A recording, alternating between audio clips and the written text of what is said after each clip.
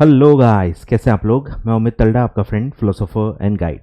चलिए, दिसंबर 24 सीएफएम का पेपर हम डिस्कस कर रहे हैं और ये आखिरी वीडियो है उसका। जो बड़ा क्वेश्चन आता है एफएम में वो हम इसमें डिस्कस करने वाले हैं। बाकी ऑलमोस्ट सारे क्वेश्चंस हमारे डिस्कस हो गए हैं और जो इजी क्वेश्चंस हैं वो मैंने ऑलरेडी आपको होमवर्क दे दिया है। ठीक है, चलिए, तो लास्ट वीडियो होने वाला है एंड आई होप आपने तीनों वीडियो देखे हैं। ठीक है, लिंक डिस्क्रिप्शन में दे देता हूँ, अच्छे से आप देखिए, पढ़िए और अच्छे से आइडेंटिफाई कीजिए कि आप कहाँ गलतियां कर रहे हो या कहाँ गलतियां कर सकते हो। पेशेंस और छोटी छोटी बातें मैं आपको पढ़ाते पढ़ाते बता चुका हूँ। मैथ्स कहाँ कहाँ है, ग्रामर कहाँ कहाँ है, आता आपको सब है। ठीक है, मैक्सिमम चीज़ें आपको आती हैं, तो आपको थोड़ा सा ठहराव के साथ, जैसे ये भी एक बहुत बड़ा क्वेश्चन होता है, काफ़ी बच्चे क्वेश्चन देख के डर जाते हैं, तो आराम से सॉल्व करना है। ठीक है, और आपको 15 मिनट पेपर देखने का भी मिलता ही है, तो आप उसको भी यूज कर सकते हो। ठीक है, चलो आगे बढ़ते हैं। आ जाओ, question number 5 proper full question है, फटाफट पढ़ते जाएंगे और देखेंगे कि कुछ काम का है या नहीं है। Metadex limited is a clean tech startup focused on affordable solar energy solutions for urban household. Founded by two engineers, Amit and Sumit, in 2021, company developed a new solar panel design that is highly efficient and affordable. The journey begins with Amit, an engineer working in a traditional energy company. For years, Amit has seen the damaging environmental impact of fossil fuels and inefficiency of the power grid. Concerned about climate change and driven by the desire to make a difference, he started researching alternative energy solution. Solar energy stood out as an abundant and a clean source of power that remained underutilized, especially in underserved communities. In 2020, he quit his job and partnered with his college friend Sumit, an expert in renewable energy policy and a software engineer. Their vision is to revolutionize the energy industry by making solar power accessible to the middle income families across the globe. Starting the company was tough. The team faced numerous challenges, including high upfront cost of solar panels, stiff competition from large energy companies, and difficulties navigating the government regulation. ठीक है, so far कुछ भी खास काम का नहीं है, पूरा बैकग्राउंड दिया है।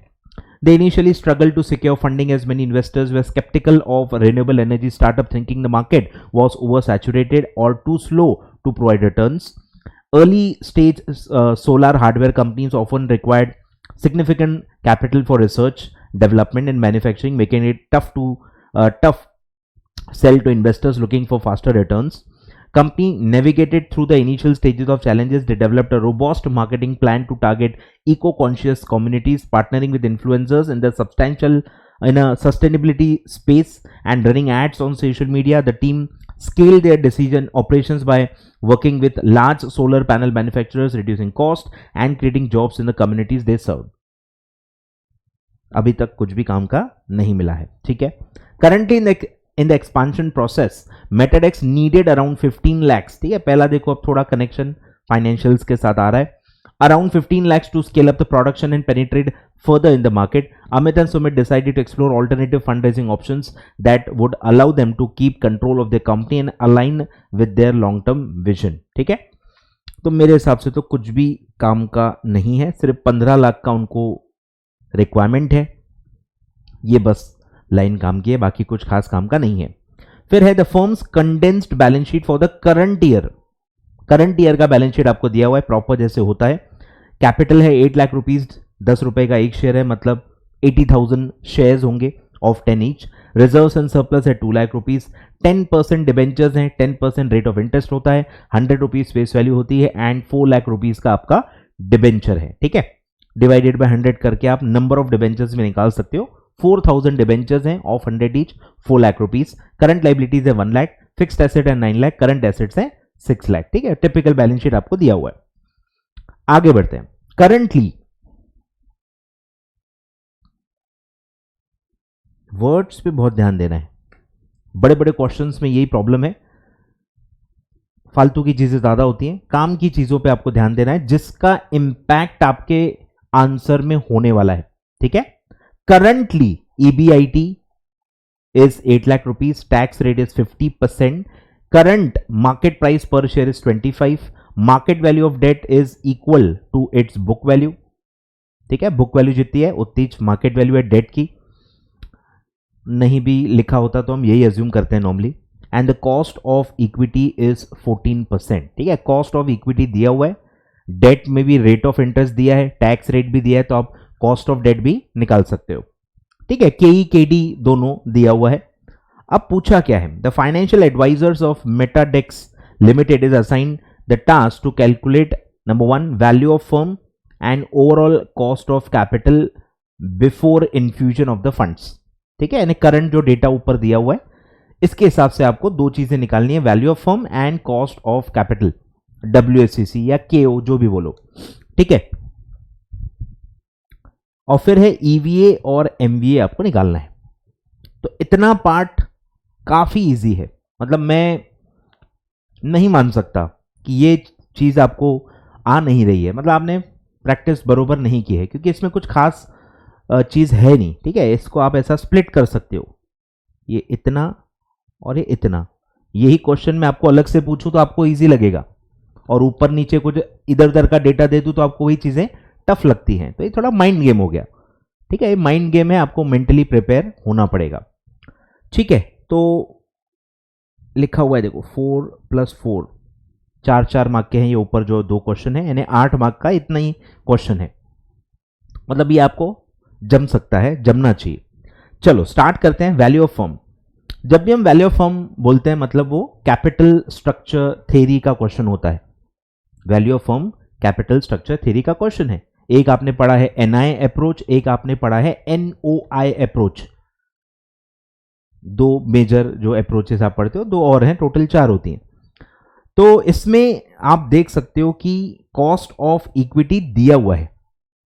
कौन सी अप्रोच में कॉस्ट ऑफ इक्विटी दिया रहता है, अगर आपने पढ़ा होगा तो NI अप्रोच। NI अप्रोच में KD KE दोनों दिया रहता है और हमको वैल्यू ऑफ फर्म और KO निकालना होता है। और NOI में फ्लो अलग होता है, उसमें वैल्यू ऑफ फर्म और KO दिया रहता है, फिर डेट हटा के हमको वैल्यू ऑफ इक्विटी निकालना होता है, और फिर वैल्यू ऑफ इक्विटी से कॉस्ट ऑफ इक्विटी हमको निकालना पड़ता है।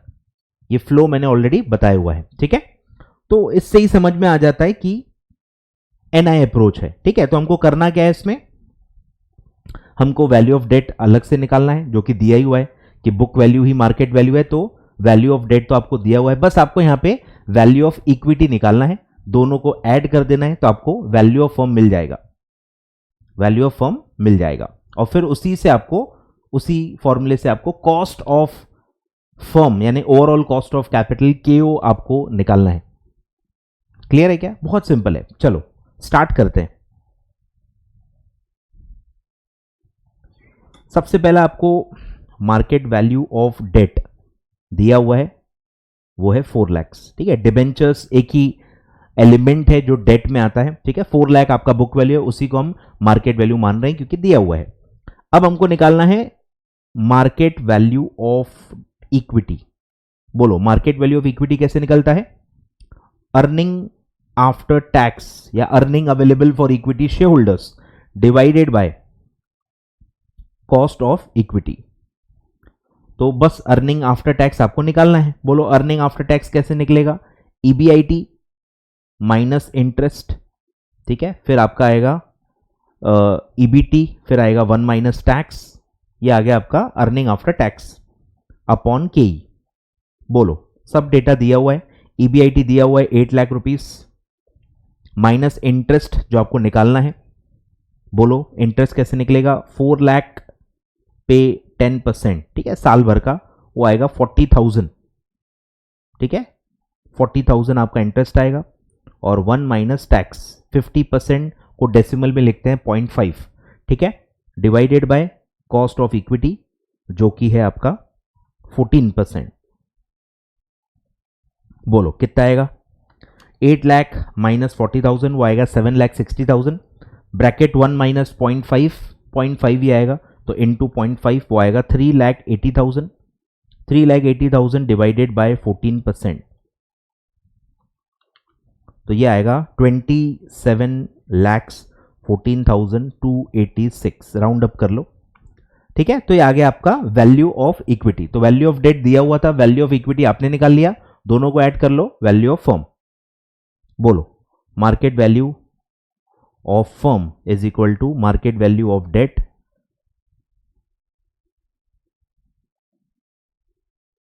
Market value of debt plus market value of equity, 4 lakh plus 27 lakh 14,286, तो ये आएगा आपका 31 लाख 14,286। क्लियर है क्या?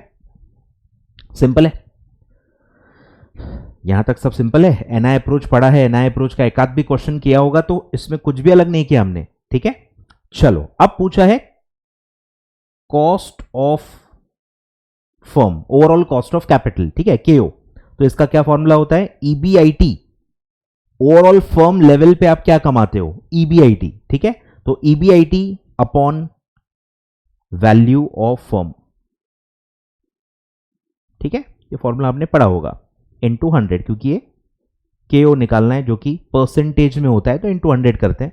बोलो ईबीआईटी आपको दिया हुआ है 8 lakh divided by value of firm आपने अब भी निकाला 31,14,286 इनटू 100, तो आपका ओवरऑल कॉस्ट ऑफ कैपिटल कितना आएगा?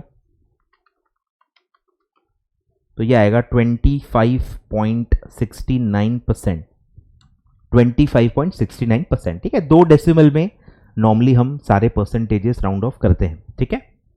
तो ये आपका सिंपल आ गया, देखो 4 मार्क आपके आ गए, यहां तक आपके 4 मार्क्स मिल गए आपको, जो कि बहुत सिंपल है। फिर आगे बढ़ते हैं, फिर है ईवीए एंड एमवीए, ठीक है, ये भी आपने सॉल्व किए ही होंगे। बोलो ईवीए, इकोनॉमिक वैल्यू एडेड, क्या फॉर्मूला होता है? NOPAT minus cost of capital, NOPAT minus cost of capital. अब नोपैट कैसे निकालते हैं? डायरेक्टली ईबीआईटी 1 माइनस टैक्स, ठीक है, डायरेक्ट फॉर्मूला ये इजी वाला है, और माइनस आपका कॉस्ट ऑफ कैपिटल, यानी जो आपका पूरा कैपिटल एम्प्लॉयड है इनटू केओ जो आपने ऊपर निकाला, ठीक है। अब यहां पे इंस्टीट्यूट का आई थिंक थोड़ा सा कहीं एरर हुआ है मेरे हिसाब से, मेरे लिमिटेड नॉलेज के हिसाब से। यहां इन्होंने लिखा एकदम बरोबर है, नो पैट ही लिखा है, नो पैट ही लिखा है, ठीक है, लेकिन लिया 3,80,000 है, ठीक है। तो ये थोड़ा सा मेरे हिसाब से गलत है, ठीक है। तो क्या आएगा अपने हिसाब से? आ जाओ, ईबीआईटी है 8 लाख, 1 माइनस टैक्स, 1 माइनस 0.5, तो आता है 4 लाख। 8 लाख इंटू 0.5, 4 लाख आना चाहिए, उन्होंने 3,80,000 लिया है। माइनस, बोलो कैपिटल एम्प्लॉयड कितना है? अब एक और बात ध्यान देना है, वैल्यू ऑफ फर्म अलग होता है, कैपिटल एम्प्लॉयड अलग होता है, दोनों अलग अलग टॉपिक्स हैं, ठीक है। क्योंकि एक साथ पूछे हैं तो आपको ये डाउट आ सकता है, इसलिए मैं क्लैरिफाई कर रहा हूं कि कुछ लोग बोलेंगे यार ऊपर ही तो वैल्यू ऑफ फर्म निकाला है, वही कैपिटल एम्प्लॉयड होता है, नहीं होता है। कैपिटल एम्प्लॉयड बुक्स से निकलता है, बुक्स यानी बैलेंस शीट से कैपिटल एम्प्लॉयड निकलता है, ठीक है। तो ये जो आपके पास बैलेंस शीट है, यहां से आपको कैपिटल एम्प्लॉयड निकालना है, यहां से आपको कैपिटल एम्प्लॉयड निकालना है। 2 फॉर्मूले होते हैं, आप लाइबिलिटी साइड से भी निकाल सकते हो और fix asset plus working capital से भी निकाल सकते हो, आंसर दोनों में सेम आता है। तो डेट प्लस इक्विटी, एक ये आपका होता है डेट प्लस इक्विटी, और दूसरा होता है fixed asset plus working capital. I hope आपको ये सब पता होगा। तो डेट प्लस इक्विटी ले लेते हैं, इक्विटी है 8 लाख प्लस 2 लाख यानी 10 लाख इक्विटी आएगा, प्लस 4 लाख डेट यानी आपका कैपिटल एम्प्लॉयड आएगा 14 लैक्स, ठीक है। एसेट साइड से भी निकलता है, वर्किंग कैपिटल आपको पहले निकालना पड़ेगा, working capital is equal to current asset minus current liability, यानी 6 लाख माइनस 1 लाख, तो आपका वर्किंग कैपिटल आएगा 5 लैक्स। तो आप fix asset plus working capital भी कर सकते हो, फिक्स एसेट से 9 लैक्स, वर्किंग कैपिटल अभी आपने निकाला 5 लैक्स, तो ये भी 14 लैक्स ही आएगा। तो आप जैसे भी निकालो कोई दिक्कत नहीं है, दोनों फॉर्मूले चलते हैं। तो यहां आपको लेना है कैपिटल एम्प्लॉयड यानी कि 14 लैक्स बुक से निकलता है, ठीक है, into overall cost of capital जो ऊपर आपने निकाला 25.69%। बोलो 8 लाख इंटू 0.5 तो आएगा 4 लाख माइनस 14 लाख इंटू 25.69%, तो आएगा 359,660, करो माइनस 4340, ठीक है, पॉजिटिव आएगा, ये पॉजिटिव इकोनॉमिक वैल्यू एडेड है हमारा, ठीक है। तो 20,000 रुपए का यही फर्क है, यहां 4 लाख आना चाहिए पर यहां इन्होंने 380 लिया है, इसीलिए 20,000 का फाइनल आंसर में हमारा डिफरेंस आएगा, ठीक है। अब इंस्टीट्यूट के बिहाफ पे मैं कुछ नहीं कह सकता, मेरे हिसाब से क्या होना चाहिए मैं वही बता सकता हूं। अब मैं सही हूं गलत हूं वो आपके ऊपर है, ठीक है, मतलब वो सब आप अपने जजमेंट से लो। मैं मेरे हिसाब से क्या है मैं उतना ही बता सकता हूं, उसके बियॉन्ड मेरे हाथ में कुछ है नहीं, ठीक है। चलो, तो ये ईवीए हो गया। अब आ जाओ एमवीए, मार्केट वैल्यू एडेड। अब इसमें डेट का पार्ट आप स्किप भी कर सकते हो, क्योंकि डेट की बुक वैल्यू मार्केट वैल्यू दोनों सेम है, लिखा हुआ है, तो आप डायरेक्ट इक्विटी से भी ले सकते हो, डेट को यहां पे इग्नोर कर सकते हो, कोई दिक्कत नहीं है, ठीक है, क्योंकि डेट की मार्केट वैल्यू और डेट का बुक वैल्यू दोनों सेम है। बोलो, तो market value of equity minus book value of equity, बोलो मार्केट वैल्यू ऑफ इक्विटी कैसे आएगा, ऊपर हमने निकाला हुआ है, मार्केट वैल्यू ऑफ इक्विटी हमने ऊपर निकाला हुआ है 27,14,000, या आप सॉरी ये मार्केट वैल्यू का है, मैं वही कह रहा हूं कि कहां कहां कनेक्शन लेने हैं और कहां नहीं लेने हैं। जैसे हमारे को केओ होना या डब्ल्यूएसीसी होना, जो भी होना, तो ये आप देखो ऊपर से ले सकते हो। अब यहां पे एक्चुअली देखा जाए तो इंस्टीट्यूट ने भी एक्चुअली वैसा ही लिया है, 25.69 ही लिया है, बट यहां पे भी आप चाहो अगर तो डब्ल्यूएसीसी अलग से निकाल सकते हो, क्योंकि डब्ल्यूएसीसी और केओ सेम ही होता है, लेकिन केओ हमने एक थ्योरी के अजम्पशन के हिसाब से निकाला है, वो वैल्यू के हिसाब से निकलते हैं जो थ्योरी में हम निकालते हैं, लेकिन डब्ल्यूएसीसी बुक्स के हिसाब से निकलता है। आपको डेट और इक्विटी के अमाउंट दिए हुए हैं, आप नॉर्मल डब्ल्यूएसीसी भी निकाल सकते हो, वो भी मेरे हिसाब से गलत नहीं होना चाहिए, ठीक है। तो यहां कोई अगर डब्ल्यूएसीसी निकालना चाहे, cost of debt cost of equity दिया हुआ है और वैल्यू ऑफ डेट और वैल्यू ऑफ इक्विटी भी दिए हुए बुक्स में, तो बुक वैल्यू वेट्स लेके आप डब्ल्यूएसीसी भी निकाल सकते हो, मेरे हिसाब से तो वो भी सही होना चाहिए, ठीक है। तो फिर पूरा डिमार्केट हो जाता है कि ऊपर अलग है नीचे अलग है, एक ये कनेक्शन लेने से कंफ्यूजन होता ही है थोड़ा सा, ठीक है। बोलो, तो मार्केट वैल्यू ऑफ इक्विटी कैसे निकलती है, इसका सिंपल फॉर्मूला है number of shares into market price, जो कि दोनों दिए हुए है। बोलो 80,000 आपके शेयर्स हैं, 8 lakh divided by 10 face value into market price दिया हुआ है 25। तो ये सब थोड़ा सा नोट करते जाओ कि मार्केट वैल्यू का फॉर्मूला होता है number of shares into market price दिया हुआ है तो आप डायरेक्टली निकाल सकते हो। अगर सर मार्केट वैल्यू नहीं दी होती, मार्केट प्राइस पर शेयर नहीं दी होती, तो हम ऊपर से वैल्यू ऑफ इक्विटी ले सकते थे, बोरो कर सकते थे, क्योंकि अगर नहीं दिया है तो, बट क्योंकि मार्केट प्राइस पर शेयर डायरेक्टली दी हुई है, वो लेना ज्यादा बेटर है, ठीक है। तो 80,000 इंटू 25 आ गया आपका market value of equity minus book value of equity, यानी कि equity share capital plus reserves and surplus, यानी कि 10 लाख, 8 लाख प्लस 2 लाख 10 लाख। बोलो कितना आएगा, तो मार्केट वैल्यू है 20 लाख माइनस बुक वैल्यू है 10 लाख, तो आपका मार्केट वैल्यू एडेड आएगा 10 लाख। क्लियर है क्या, क्लियर है क्या। तो ये हो गया आपके 8 मार्क्स, 8 मार्क का आपका ये पूरा कार्यक्रम खत्म, जो कि देखो बहुत इजी है। अब आते हैं आगे बढ़ते हैं, थोड़ा ट्रिकी, अब थोड़े कैपिटल स्ट्रक्चर वाले पार्ट पे चलते हैं। The company has proposed to issue 8% 5,000 preference shares of 100 each, कितना होता है निकाल सकते हैं हम, 5,000 इंटू 100 यानी कि 5 लाख, ठीक है, इससे 5 लाख रुपीज रेज हो जाते हैं, and for the balance 10 lakh rupees, ठीक है। ऊपर हमने जो डेटा दिया है वो आपको यहां यूज करना है कि उनको स्केल अप करने के लिए टोटल 15 लाख रुपीज रेज करने हैं, ठीक है। 15 लाख का अब ये ब्रेकअप दिया है कि एक चीज तो फिक्स है, प्रेफरेंस शेयर्स तो फिक्स है ही कि उनको रेज करना ही है, यानी 15 लाख में से 5 लाख प्रेफरेंस शेयर से ही आने वाले, बैलेंस 10 लाख के लिए दो ऑप्शन है, बैलेंस 10 लाख के लिए दो ऑप्शन आपको दिए हुए हैं। For the balance 10 lakh it is considering two alternatives. Alternative 1, raise 90% का 10 लैक्स का, ठीक है, बेस ये सब 10 लैक्स के लिए दिया हुआ है।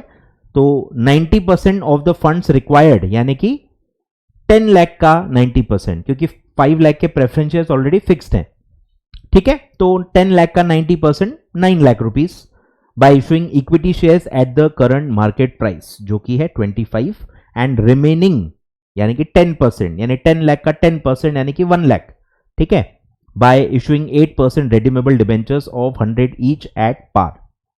क्लियर है? तो ये कैपिटल स्ट्रक्चर हो गया कि 9 लाख इक्विटी शेयर से होंगे, 5 लाख प्रेफरेंस शेयर से होंगे और 1 लाख डिबेंचर्स से होंगे। ऐसे 15 लाख टोटल रेज होगा। सेकेंड ऑप्शन है रेज 80% ऑफ द फंड्स, यानी कि 10 लाख का 80% यानी कि 8 lakh rupees bye issuing debentures, ठीक है, यहां डिबेंचर मतलब ज्यादा इशू हो रहा है, at par and redeemable at premium.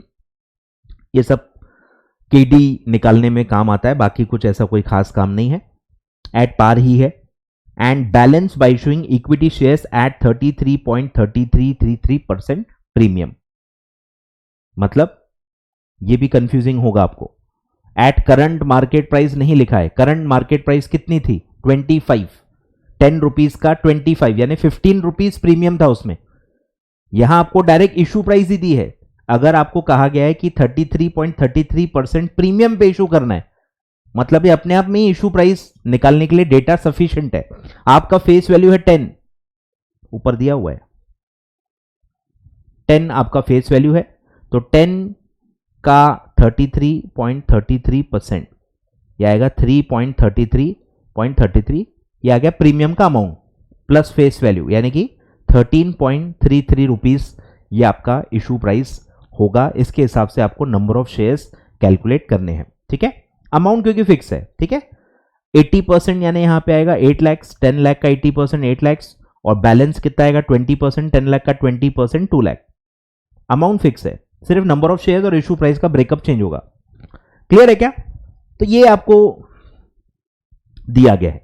Again the financial adviser is asked to draft the final capital structure. Final capital structure, अब ये थोड़ा सा वर्ड मेरे हिसाब से बेटर इंस्टीट्यूट यूज करता तो बेटर होता। फाइनल का मतलब अब सिर्फ ये जो 15 लाख रुपए हमको चाहिए, इसका भी कैपिटल स्ट्रक्चर हो सकता है, मतलब हो सकता है इसका। लेकिन फाइनल का मतलब क्या है कि पुराना नया मिला के, मतलब after raising the funds, funds raise करने के बाद, पोस्ट रेजिंग द फंड्स आपका क्यूमुलेटिव कितना कैपिटल स्ट्रक्चर होगा, ये आपको पूछा गया है, ठीक है। तो फाइनल का मतलब है आफ्टर, फंड्स रेज करने के बाद, यानी पुराना नया मिला के कंबाइंड प्रॉपर आपका कैपिटल स्ट्रक्चर कितना होगा, ठीक है। बोलो। तो बस यहां पे ध्यान देना है, पहले नए वाला निकाल लेना है, पुराने वाला तो दिया ही हुआ है, दोनों को जोड़ लेना है। आप टैबुलर में भी निकालना चाहो तो भी चलता है। देखो इंस्टीट्यूट तो डायरेक्ट आंसर देगी, पर हो सकता है आप इतने शॉर्टकट में इतनी जल्दी हर चीज न निकाल पाए, आप अपने हिसाब से भी निकाल सकते हैं। फाइनल आंसर आपका टैली होना चाहिए। क्लियर है क्या? बोलो। तो मैं आपको एक और तरीका बताता हूं, ठीक है, कि एग्जिस्टिंग, न्यू और टोटल, ऐसा आप कॉलम बना सकते हो, ऐसे आप कॉलम बना सकते हो, ठीक है। बोलो। पहला आएगा इक्विटी शेयर कैपिटल, तो एग्जिस्टिंग दिया हुआ है 8 लाख, ठीक है, 8 लाख। अच्छा, इसमें भी दो दो ऑप्शन है तो थोड़ा वही कॉम्प्लिकेटेड हो जाएगा, कॉम्प्लिकेट हो जाएगा, लंबा हो जाएगा आंसर बहुत, पर ये 8 मार्क का है तो वर्थ है। 8 मार्क्स का है तो 8 मार्क्स के लिए आप इतना लेंदी वर्किंग भी मेरे हिसाब से तो कर सकते हो, ठीक है, कोई दिक्कत नहीं है। अपन नॉर्मल तरीके से निकालते हैं, ऑल्टरनेटिव 1, ऑल्टरनेटिव 2, ठीक है। दो ऑल्टरनेटिव्स आपको दिए हुए और आपको क्यूमुलेटिव यानी कि कंबाइंड डायरेक्ट आंसर निकालना है, ओल्ड प्लस न्यू करते जाना है। बोलो। सबसे पहला है इक्विटी शेयर कैपिटल। बोलो। इक्विटी शेयर कैपिटल, यहां मैं ब्रैकेट में लिखते जाता हूं कि मेरा कैपिटल 8 लाख का था, ठीक है, वो वैसे ही रहेगा। एग्जिस्टिंग तो 8 लाख था, 8 लाख ही रहेगा।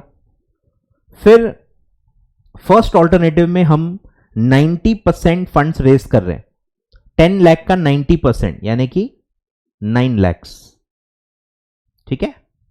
तो ये आपका हो जाएगा 17 लैक्स। अब आप यहां पे ब्रेकअप भी लिख सकते हो कि 9 लैक्स करंट मार्केट प्राइस पे इशू हो रहे हैं, ठीक है। मतलब न्यू शेयर्स कितने इशू हो रहे हैं पहले वो निकालो।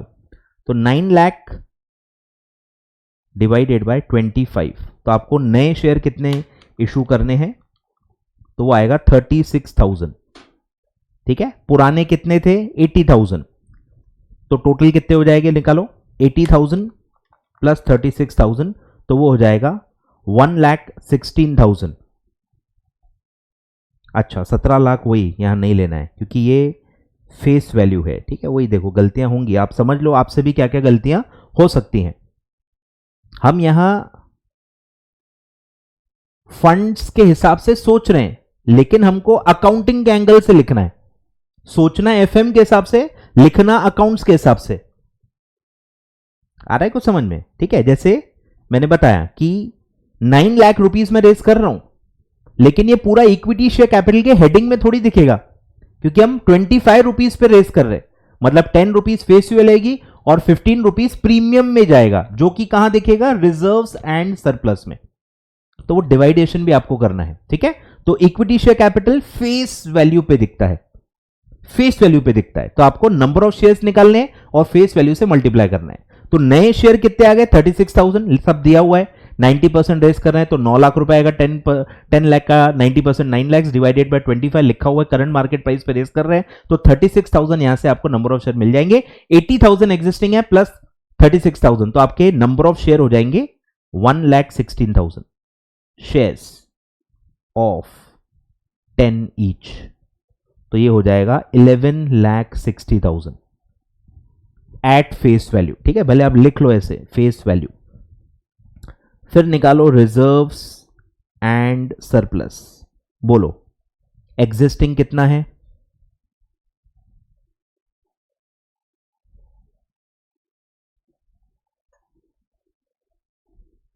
बोलो एग्जिस्टिंग कितना है 2 लैक्स, ठीक है। 2 लैक्स आपका एग्जिस्टिंग कैपिटल है। बोलो अब नया रिजर्व्स एंड सरप्लस कितना आएगा, डायरेक्ट डिफरेंस भी ले सकते हो, कोई दिक्कत नहीं है। 36,000 शेयर्स थे और इसमें से कौन सा पार्ट रिजर्व्स एंड सरप्लस में आता है, प्रीमियम वाला। प्रीमियम कितना था 15 रुपीज, 25 माइनस 10 15 रुपीज, तो 15 रुपीज इंटू 36,000, तो आपका प्रीमियम का अमाउंट आएगा 5,40,000, ठीक है। तो 5,40,000 नया ऐड हुआ प्लस 2 लाख ऑलरेडी था, तो ये आएगा 7,40,000।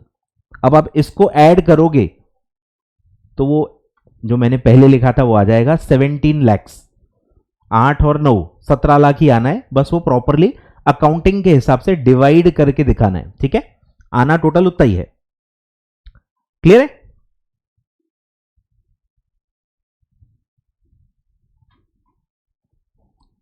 सॉरी 10 और 9 19 आना चाहिए।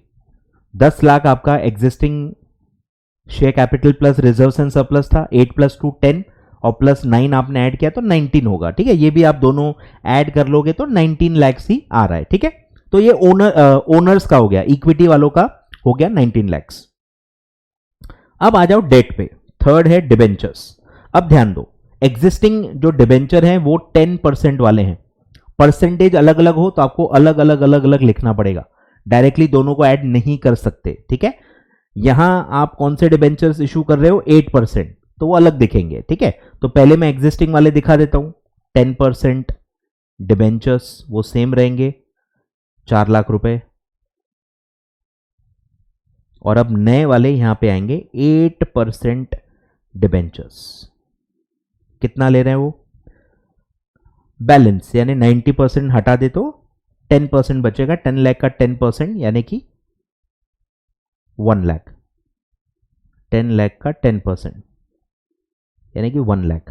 एट पार ही लिखा हुआ है, क्लियर है। और कुछ है, और प्रेफरेंस शेयर्स, अब ये ऊपर नीचे आप कर सकते हो क्योंकि यहाँ कोई शेड्यूल 3 के हिसाब से बनाना नहीं है, बट स्टिल प्रेफरेंस शेयर्स मेरे हिसाब से ऊपर लिखेंगे तो ज़्यादा बेटर होगा। ठीक है, तो सी अपन लिख देंगे प्रेफरेंस शेयर्स। बोलो कितना है प्रेफरेंस शेयर, ऊपर ही लिखा है, दोनों में आएगा वो 8% प्रेफरेंस शेयर कैपिटल। ठीक है, 5000 इंटू 100 यानी कि 5 lakhs, ये दोनों में सेम ही आएगा। एग्जिस्टिंग वाला भी 4 लाख, दोनों में सेम ही आएगा। चलो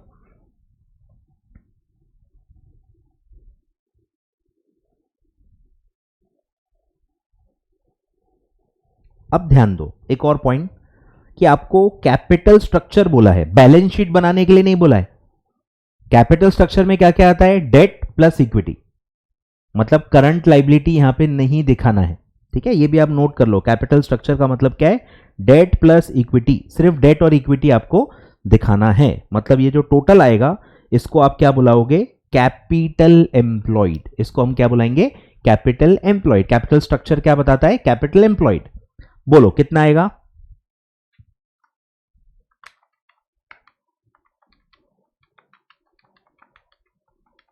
ठीक है, ये आएगा 29 lakhs। कैपिटल एम्प्लॉयड पहले कितना था, 14 lakhs जो हमने ऊपर यूज किया, और आपने नया पैसा कितना रेज किया, 15 lakhs। 14 plus 15 29 lakhs। ठीक है, मतलब राइट है अपना। अब आ जाओ ऑल्टरनेटिव 2। अब आ जाओ ऑल्टरनेटिव 2। बोलो ऑल्टरनेटिव 2 में जो मैंने बताया प्रेफरेंस शेयर सेम है तो मैंने डायरेक्टली लिख लिया 5 lakhs। 10% डिबेंचर्स जो पुराने वाले थे वो भी सेम है तो मैंने 4 लाख लिख दिया। अब आ जाओ इक्विटी पे।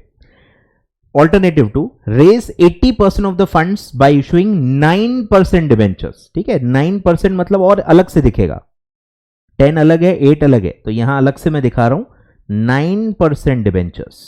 बोलो 80%, 10 लाख का 80% एट पार है। ठीक है, यानी ये यहां इस कॉलम में दिखेगा कितना, 8 लाख रुपए। ठीक है, 8 lakh rupees, 9% debentures of 100 each at par. Redeemable वाले का कोई यहां पे इफेक्ट नहीं आएगा। और फिर लिखा है बैलेंस यानी कि 20%। ठीक है, बैलेंस यानी कितना आएगा, 20%, 2 lakh bye issuing equity shares at 33.33% premium.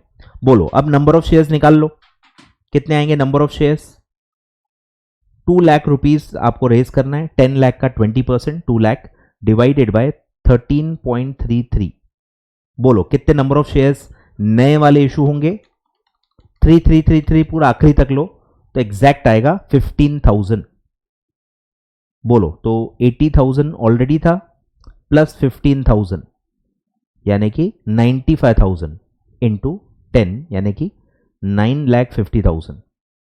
यह आएगा face value equity share capital. फिर आ जाओ रिजर्व्स एंड सरप्लस। अब ये जो वर्किंग है ये आप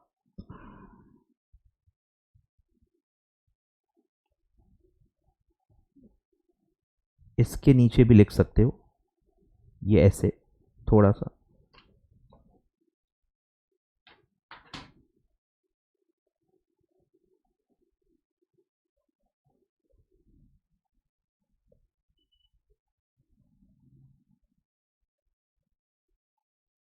ये जो वर्किंग है वो ऐसे आपको यहां दिखानी है। ठीक है, तो थोड़े कॉलम्स आपको बड़े बड़े लिखने पड़ेंगे, थोड़ा प्रेजेंटेशन आपको इंप्रूव करना है। बोलो रिजर्व्स एंड सरप्लस में क्या होगा, सेम 2 लाख ऑलरेडी था प्लस अभी कितना प्रीमियम आएगा, बोलो 15,000 शेयर्स है, उस पे प्रीमियम कितना है 3.33। ठीक है, तो आप निकालो डायरेक्टली वो 50,000 रुपए आएगा। ठीक है, निकाल के देख लो तो ये आपका आएगा 2,50,000, 2,50,000। ठीक है, निकालो टोटल कितना आएगा, 9,50,000 plus 2,50,000 plus 5 lakhs plus 4 lakhs plus 8 lakhs। ठीक है, 29 lakhs ही आना चाहिए। क्लियर है क्या? तो ये थोड़ा सा आपको अकाउंटिंग पे ध्यान देना है। ठीक है, तो इक्विटी शेयर कैपिटल कैसे निकलेगा, number of equity shares into 10 यानी फेस वैल्यू। तो हमेशा पहले नंबर ऑफ शेयर्स निकालो।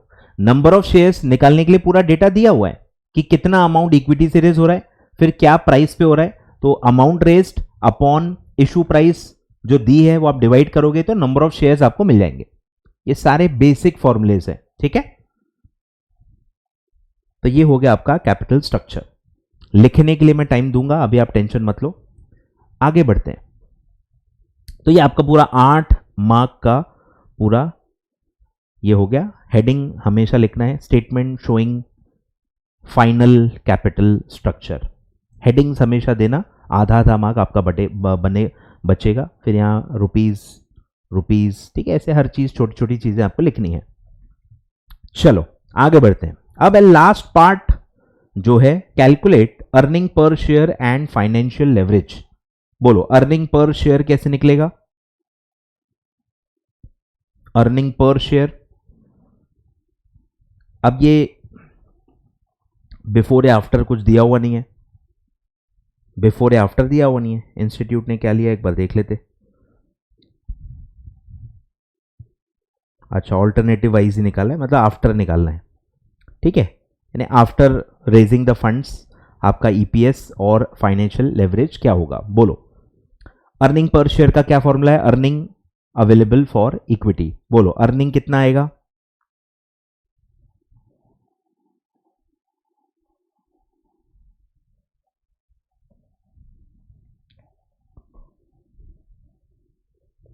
अर्निंग एक्चुअली दिया हुआ नहीं है, मतलब पुराना वाला दिया है, नए वाले में आप कितना कमाओगे ये दिया हुआ नहीं है, ठीक है।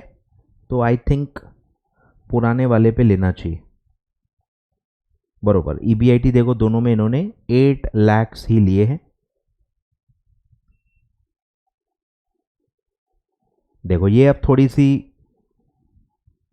गड़बड़ है, मतलब कंसेप्चुअली, कि अगर मैं नंबर ऑफ शेयर्स आफ्टर का ले रहा हूं, मतलब मुझे बताओ मैंने 15 लाख रुपए रेस किए, 15 लाख और रेस करने के बाद भी क्या मेरी अर्निंग 8 लाख रुपए ही रहेगी? क्या मैं वो 15 लाख रुपए पे एडिशनल कुछ कमाऊंगा नहीं क्या? मतलब बेस ही मिसमैच हो जाएगा ना। तो समझ में आ रहा है? देखो इन्होंने नंबर ऑफ शेयर्स कितने लिए हैं, 1 16 और 95 जो अपना भी आया था, 15 लाख रेस करने के बाद का ये है। अर्निंग लेकिन इन्होंने पुरानी वाली ली है। इसका क्या मतलब हुआ कि क्या 15 लाख रुपए जो हमने लगाए बिजनेस में उस पर कुछ भी नहीं कमाया? बेस ही मिसमैच हो गया।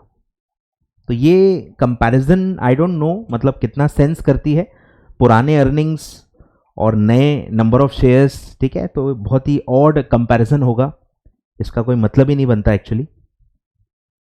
मतलब जो डेटा दिया है उसके हिसाब से जैसा मतलब पॉसिबल है वैसा लिया गया है, क्योंकि मेरे हिसाब से अर्निंग का रेट भी निकाल सकते हैं। मतलब मैं क्योंकि एक चार्टर्ड अकाउंटेंट हूं, मैं इसलिए थोड़ा सा आपको बता रहा हूं, नॉलेज शेयर कर रहा हूं कि 8 लाख रुपए हम कमा रहे हैं 14 लैक्स पे, ठीक है। देखो डेटा दिया हुआ है सब, आप इसीलिए मैंने एक वर्ड अंडरलाइन करवाया था आपसे, करंटली। आप समझा क्यों? करंटली ये 8 लाख करंट है, अभी कितना हम कमा रहे हैं, तो अभी हम बोले तो 8 लाख कमा रहे हैं 14 लैक्स पे, 14 लैक्स पे 8 लैक्स कमा रहे हैं, सोच के देखो। तो ये जो हमारा रेट ऑफ रिटर्न है ये हम वो 15 लाख रुपए पे भी लगा सकते थे, नए अर्निंग्स ऐड करके वो भी ले सकते थे, अजम्पशन लेके, ठीक है। वो भी एक पॉसिबिलिटी है, आपके वो दिमाग में डालना बहुत जरूरी है, ठीक है। तो भाई पूरे जो 29 लाख रुपीस मेरे अब लग गए, उस पे भाई आप जो ये रेट निकलेगा 8 लैक्स डिवाइडेड बाय 14 लैक्स, तो आपका रेट ऑफ रिटर्न है 57%। आपका रेट ऑफ अर्निंग जो है वो है 57%। तो 29 लाख पे ये 57% आप अप्लाई करके रिवाइज्ड अर्निंग्स भी निकाल सकते थे, जो लगभग 16,53,000 के आसपास आएगी, ठीक है। ऐसा भी आप कर सकते थे, तो मेरे ख्याल से वो ज्यादा बेटर होता, ठीक है। बट ठीक है, अब क्योंकि ऐसा कुछ दिया हुआ नहीं है तो एग्जिस्टिंग, या एक और पॉसिबिलिटी क्या थी कि आप पुराने नंबर ऑफ शेयर्स ही ले लो, नोट लिख दो कि भाई अर्निंग रिवाइज्ड अर्निंग दिए हुए नहीं है। आफ्टर रेजिंग द फंड्स आपकी ईबीआईटी कितनी होगी ये दिया हुआ नहीं है, इसीलिए हमने पुराने नंबर ऑफ शेयर्स लिए हैं। ऐसा भी आप नोट लिख के मेरे हिसाब से कैलकुलेट कर सकते हो, गलत नहीं माना जाना चाहिए, ठीक है। तो ऐसे अलग अलग सिनेरियोज इसमें आते हैं क्योंकि चीजें थोड़ी सी साइलेंट है। क्लियर है क्या? तो हम अब क्या करेंगे, हम तो वही करेंगे जो इंस्टीट्यूट ने किया है। ये हमेशा मेरा थंब रूल है भाई, आप आईसीएसआई का पेपर दे रहे हो, ब्लाइंडली आईसीएसआई ने जैसा किया है वैसा फॉलो करो, ठीक है। बट आपको एक नॉलेज होना चाहिए कि क्या क्या चीजें हो सकती हैं और क्या पॉसिबिलिटीज हैं। बोलो, तो दोनों ऑल्टरनेटिव्स में आपको ईपीएस निकालना है। अब ऐसा लिखा नहीं है कि दोनों ऑल्टरनेटिव्स में निकालो, लेकिन ऊपर कैपिटल स्ट्रक्चर आपने निकाला ही है, दोनों ऑल्टरनेटिव में निकाला है, तो ऑब्वियसली उसके बाद जो क्वेश्चन है वो भी दोनों ऑल्टरनेटिव में ही निकालना पड़ेगा, ठीक है। बोलो, ऑल्टरनेटिव 1, ऑल्टरनेटिव 2, बोलो ईपीएस कैसे निकलता है? बोलो, earning available for equity shareholders divided by number of shares. Number of shares तो हमने ऊपर ही निकाल लिए थे, अभी बस हमको क्या निकालना है, कैपिटल स्ट्रक्चर के हिसाब से अर्निंग अवेलेबल फॉर इक्विटी कितना आएगा वो आपको निकालना है, ठीक है, नए कैपिटल स्ट्रक्चर के हिसाब से, ठीक है। बोलो, तो स्टार्ट होगा ईबीआईटी से, पुराना वाला जो दिया हुआ है, कुछ और हमारे पास उपाय नहीं है इसका, 8 लाख से हम स्टार्ट करेंगे, माइनस इंटरेस्ट। बोलो रिवाइज्ड वाला इंटरेस्ट, रिवाइज्ड वाला इंटरेस्ट। बोलो डेट पे डायरेक्ट आप इंटरेस्ट निकालते जाओ। 4 लाख पे 10%, 4 लाख पे 10%, बोलो कितना आएगा 40,000, और 1 लाख पे 8% यानी कि 8,000, यानी 48,000 आएगा, ठीक है। 40,000 प्लस 8,000, 48,000 आपका इंटरेस्ट है। तो ये आ गया आपका ईबीटी, कितना आएगा 8 लाख माइनस 48,000, तो ये आएगा 7,52,000 माइनस टैक्स। बोलो टैक्स था 50%, 3,76,000, बचेगा भी 3,76,000। ये आ गया अर्निंग आफ्टर टैक्स। अब माइनस करो प्रेफरेंस डिविडेंड, ठीक है, 5 लाख पे कितना था 8%, 5 8 40,000, तो अर्निंग अवेलेबल फॉर इक्विटी आएगा 3,36,000। यहां तक कोई प्रॉब्लम नहीं होनी चाहिए, ठीक है, तो सब दिया हुआ है, सब नॉर्मल तरीके से आपको निकालना है।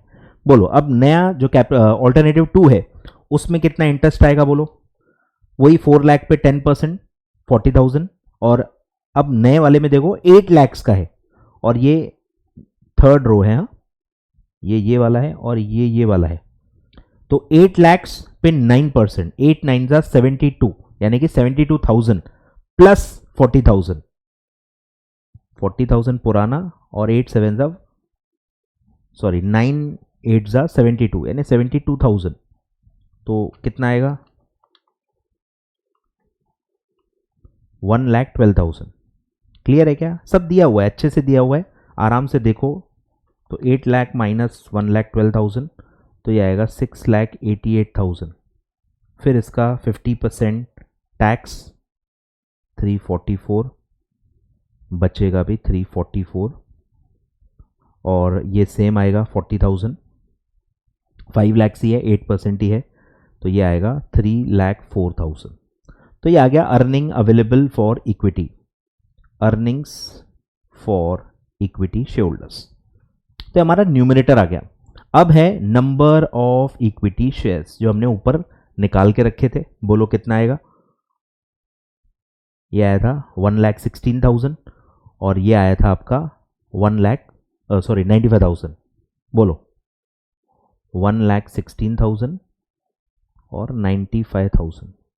बोलो EPS is equal to earning available for equity divided by number of equity shares. 3,36,000 divide by 116, तो ये आएगा 2.896, यानी कि 2.90, राउंड अप कर लो। 3,04,000 डिवाइडेड बाय 95,000, तो ये आएगा 3.2,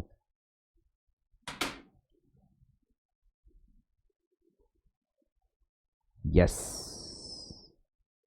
ठीक है। तो ये आ गया हमारा ईपीएस। अब आता है फाइनेंशियल लेवरेज। बोलो फाइनेंशियल लेवरेज का क्या फॉर्मूला होता है? ईबीआईटी अपॉन ईबीटी, दोनों ऊपर डेटा आपने निकाला हुआ है। बोलो ईबीआईटी अपॉन ईबीटी।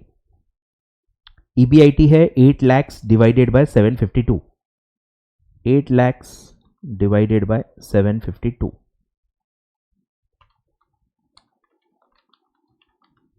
1.06, ये रुपीज पर शेयर है, ठीक है। ये सब भी लिखो, आधा मार्क कट हो सकता है, रुपीज पर शेयर, और ये है टाइम्स में, 1.06 times financial leverage number of times में होता है। फिर है 8 lakhs डिवाइडेड बाय 688,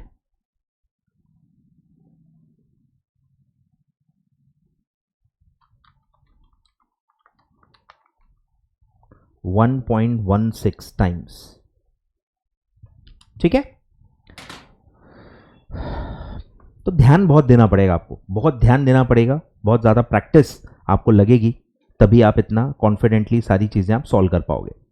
तो देखो आप, मुझे भी लगभग 45 मिनट्स लग गए, इसीलिए मैंने हमेशा कहा है, मैं फिर से रिपीट करता हूं, कॉर्पोरेट अकाउंटिंग और फाइनेंशियल मैनेजमेंट दोनों के जो पहले पहले दो बड़े क्वेश्चन हैं, ये आपको आखिरी में ही सॉल्व करने हैं, इसका कोई और ऑप्शन नहीं। आप कितने भी खतरों के खिलाड़ी हो, आप कितने भी कॉन्फिडेंट हो, आपको ये पहले सॉल्व नहीं करने हैं। अगर आप पहले सॉल्व कर रहे हो, मैं आपसे फिर बातचीत करूंगा ही नहीं, क्योंकि आप मेरी अगर टिप्स फॉलो नहीं कर रहे हो, मेरा जो भी स्ट्रैटेजी है वो फॉलो नहीं कर रहे हो, फिर आप मेरे स्टूडेंट ही नहीं हो। सोच के देखो ना, जो बच्चा मुझे फॉलो ही नहीं कर रहा, बस वीडियो देख रहा है, तो मेरा स्टूडेंट नहीं हो सकता। जो मेरी ओवरऑल सारी चीजें मानेगा, वही मैं उसको स्टूडेंट कहूंगा।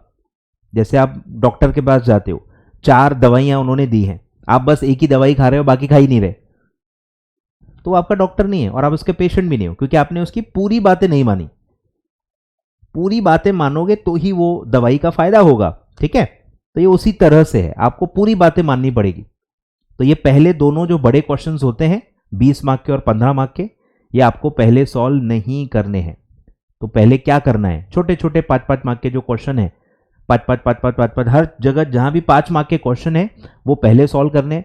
फिर कहीं अगर 8 मार्क का क्वेश्चन आया है तो वो सॉल्व करना है, और सबसे आखिरी में आपको ये 2 बड़े क्वेश्चन सॉल्व करने हैं, ठीक है। चलो तो लिखो आराम से।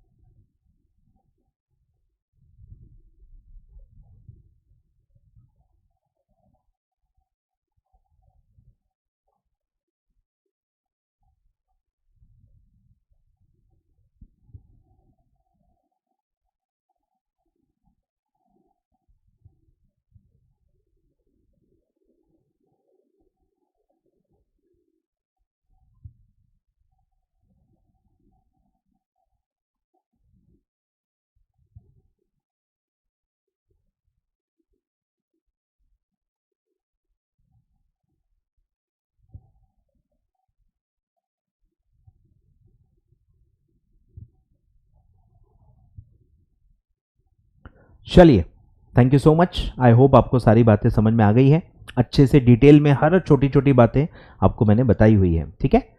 All the very best, thank you so much. तो हमारा यहाँ पे December 24 का पेपर डिस्कशन कंप्लीट होता है।